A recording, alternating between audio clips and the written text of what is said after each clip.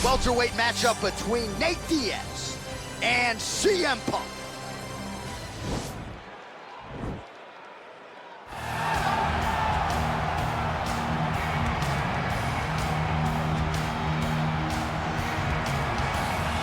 All right, so we get another look at this high-level wrestler here tonight, DC. When it comes to the grappling, the wrestling, fighting this guy makes for a really hard night at the office. It makes for a hard night because the moment he gets close to you, it's like a fly stuck in flypaper. He sticks to you like glue. He moves from position to position seamlessly. He possesses great takedowns from the clinch, from a nice inside trip to a bear hug or a throw. He's just one of those guys that the moment he comes into contact with you, a lifetime of wrestling has shown him an amazing ability to get you to the floor. Yeah, all of that one-on-one competition, as you mentioned, great in transition. Big spot, needless to say, for him here tonight. Well, you hear the pop from the crowd, DC, as Nate Diaz gets set to make this walk here tonight. You never know when is going to be the last time we see this guy compete, but there's a lot to like when we see Nate Diaz in the octagon. Nate Diaz is a savage, a guy that just epitomizes fighter. From the attitude, the walk, the music, everything tells you that when Nate Diaz shows up, you're getting ready to watch a fight.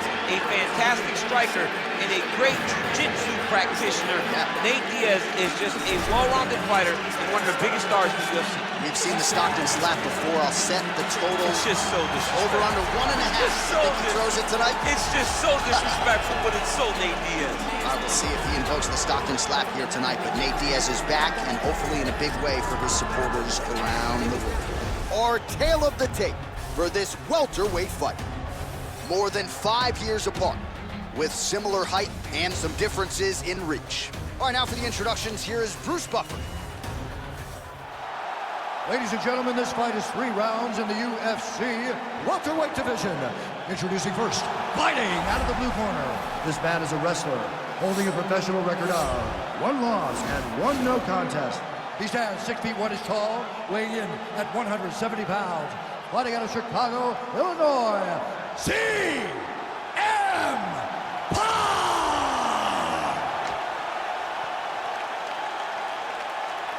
And now introducing his opponent, fighting out of the red corner. This man is a jiu-jitsu fighter, holding a professional record of 21 wins, 13 losses. He stands 6 feet tall, weighing in at 170 pounds. Fighting out of Stockton, California, ladies and gentlemen, an Ultimate Fighter season winner, Nate Diaz!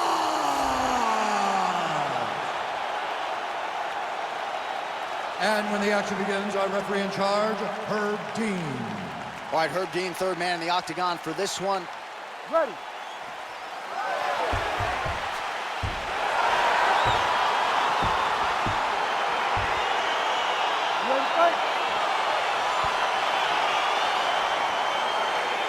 See that a lot of times with wrestlers versus grapplers, right? The wrestler gets on top, he's got the strong base and the grappler can't move him. He ends up stuck down there, wasting time. The wrestler starts to advance position and get ground and pound off. Diaz gets caught with that punch. He's treading water now. Gotta find a way to move those feet. Well, perhaps a sign of things to come as he lands a kick there. Nice kick landed by this gentleman. Oh, tags him with the straight. Nice job there by Diaz. Single collar tie here. CM Punk's strike attempt there is blocked. Oh, tags him with the jab on the counter. Back and forth we go! All right, so he continues to use his jab effectively here, DC. He gets that hand to the target pretty quickly. I mean, just right away, blasting the jab after jab after jab. He's a phenomenal boxer with a vast... Oh, that was a big takedown. Is this the one that's going to break him? Close guard. Now trying to hit this.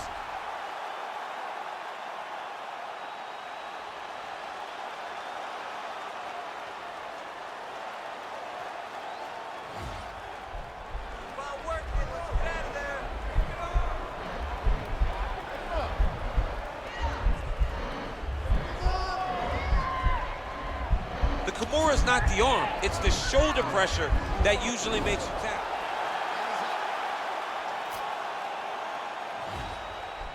Bottom fighter trying to control posture, unable to do so. And now he's in a lot of danger. He's got to grab that head or he's going to get blasted.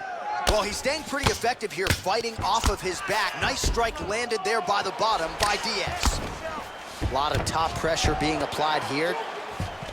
Well, he's in a compromising spot here, DC. You got to figure out a way to get back to your feet. All right, side control now. We'll see if he can advance position. Oh, looks like he's trying to isolate an arm, maybe set up a Kimura here, DC. He's attacking the Kimura. Watch for him to step over to try to get him up on his hip. The Kimura is not the arm. It's the shoulder pressure and he's out. That usually makes you tap. All right, he's very comfortable fighting off his back, DC. Now looks like he's trying to hip escape. Yeah, he's trying to hip escape or maybe look for a Kimura here. Closed guard here. He's very comfortable here working off of his back, DC. Oh, the ground and pound strikes continue to rain down. The opponent better move out of harm's way. The referee's going to stop this. He better start to move. And when his opponent starts to posture, he needs to put his feet on the hip, push him away to try to escape this very, very dangerous position. Now trying to hip escape. He's just trying to move out of this position off the bottom.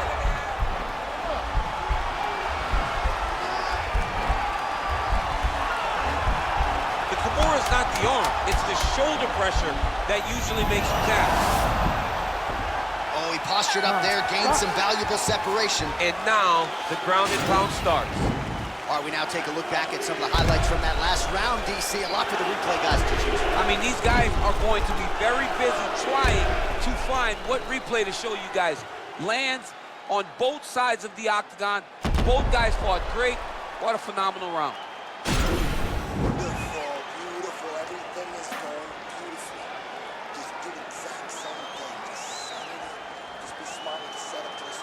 All right, here we go with our next round, and how about the striking display in that previous round? He found a lot of openings upstairs, and when we sat down with him on Thursday, he said this dude doesn't move his head, and largely that's how it's played. That's exactly how he thought it would be, and it's exactly what he's seeing early in the fight. Opponent's not moving his head, and he's more than happy to connect over and over with those 1-2s. Oh, and he connects there. Pretty nice punch there. Great job finding the range to land those punches.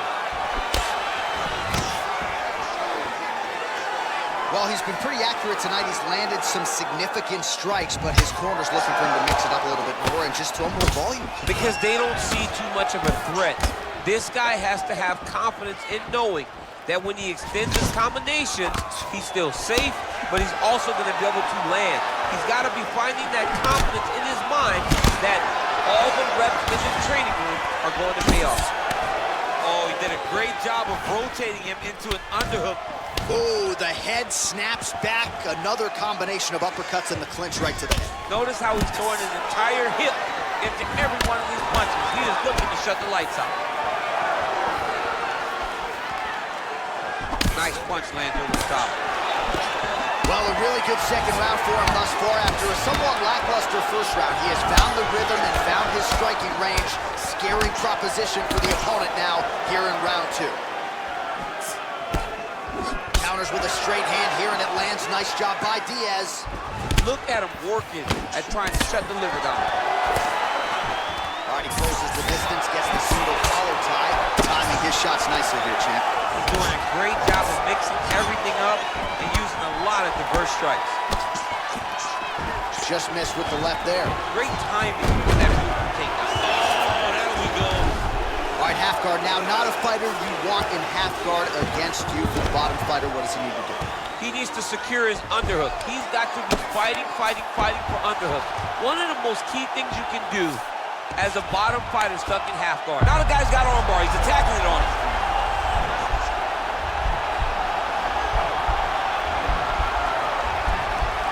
He's gonna attack armbar here.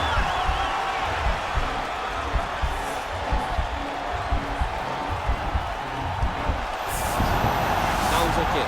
Now he can escape. 45 seconds remain in the round.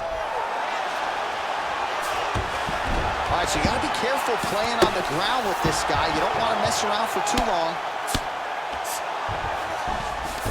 I love watching this guy move on the ground. Another nice transition there. Such a high-level grappler. You don't see that very often. CM Punk's back in full mount. How about the speed on that reversal there? I mean, I know you can get out of some bad spots, but not with that type of speed. You cannot allow him to get leverage on the bottom. What a sweep.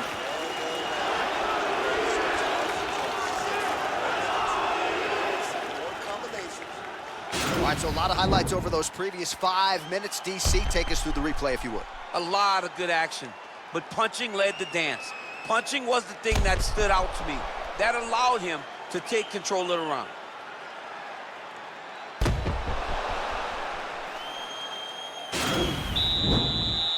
Ready to fight? Ready. Third and final round here. Well, he continues to land a high number of strikes here, just like he did in the previous round. This is a world-class display of striking here tonight. Good punch lands. Nice connection there by Nate Diaz. Not a guy you want to let get going here on the feet, DC. No, because it's all downhill with Nate, right? It's the activity that will overwhelm his opponents, and this looks like the start of that.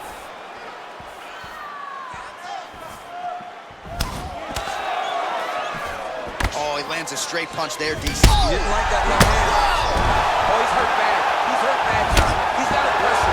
He's got to go chase that finish down now. All right, we'll see if he can apply pressure inside his opponent's guard here, DC. All right, bottom fighter here, maybe looking to hip escape, DC. All right, working out of side control here. His opponent trying to control posture, but you got to be careful here.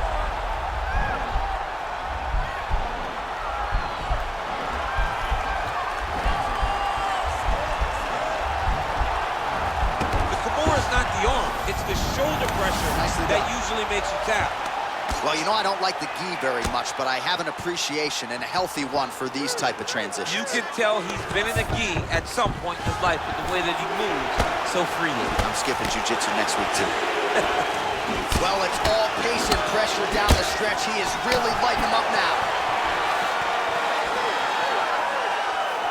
Oh, that's a nice straight punch there. Threw the punch, got to the target.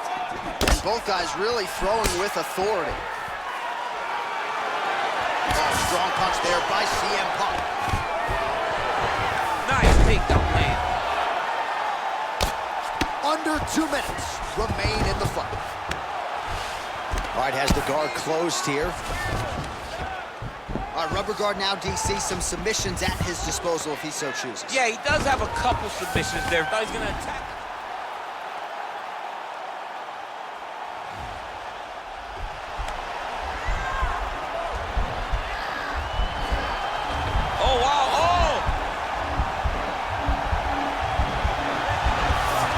Recognizing this right now. He's got to... And this might just be a matter of time.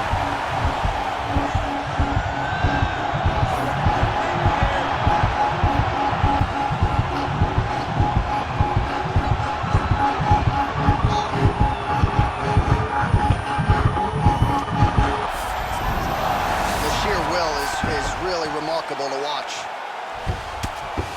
All right, right into side control. Upper body strength figures to be put to good use here. Yes, absolutely. And you got to look for his opponent to turn back into him. He should chase guillotine, but the opponent turns to the opposite side. He can take his back, throw his hooks in, try to choke, or flatten him out and just go for the finish. Takes the back, now going for the rear naked choke.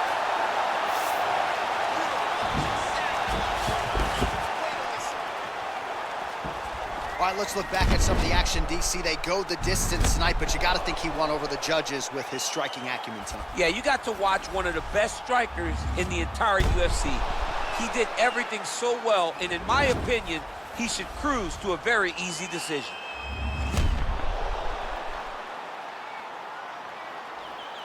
All right, the official decision is now in. Here is Bruce Buffer. Ladies and gentlemen, after 3 rounds, we go to the judges' scorecards for decision.